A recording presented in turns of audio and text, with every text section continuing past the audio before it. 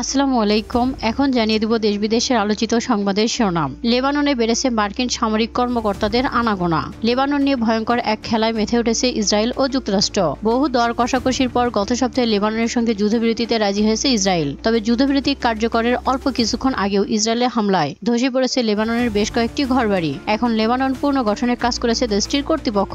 তবে এর মধ্যে লেবাননে বেড়েছে মার্কিন সামরিক কর্মকর্তাদের আনাগোনা। শপথ নেওয়ার আগে গাজায় যুদ্ধবিরতি চান ডোনাল্ড ট্রাম্প। যুক্তরাষ্ট্রের 47তম প্রেসিডেন্ট হিসেবে আগামী 20 জানুয়ারি শপথ নেবেন ডোনাল্ড ট্রাম্প। কিন্তু তার শপথ নেবার আগেই গাজায় যুদ্ধবিরতি প্রতিষ্ঠা করতে চান তিনি। মার্কিন সিনেটর লিন্ডসে গ্রাহাম এ তথ্য জানিয়েছেন।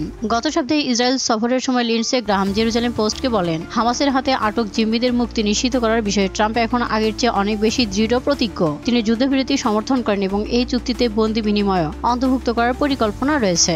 রিমান্ড শেষে সাবেক আইজিপি আবদুল্লাহ আল মামুন কারাগারে। আলেপ্পো থেকে হামা শহরে অগ্রসর হচ্ছে